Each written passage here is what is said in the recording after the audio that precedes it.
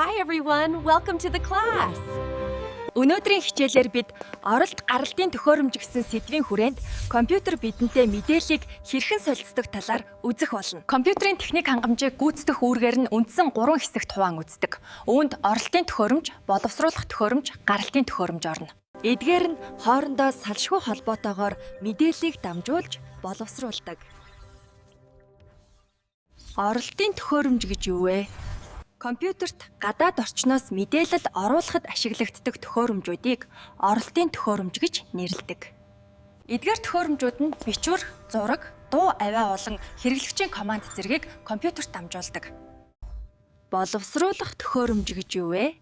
Оролтын төхөөрөмжөөр оруулсан мэдээллийг төв процессор хүлээн авч боловсруулалт хийдэг. Өөрөөр хэлбэл CPU-ны мэдээллийг тооцоолж, ангилж, шаардлагатай хэлбэрт шилжүүлэн боловсруулдаг үндсэн төхөөрөмж юм. Гаралтын төхөөрөмж гэж юу вэ? Боловсруулсан мэдээллийг хэрэглэгчид ойлгомжтой хэлбэрээр буцаан гаргах төхөөрөмжүүдийг гаралтын төхөөрөмж гэж нэрлэдэг. Мэдээллийг хэрэглэгчид ойлгомжтой хэлбэрээр зураг, бичиг, дуугаар буцаан гаргах үүрэгтэй.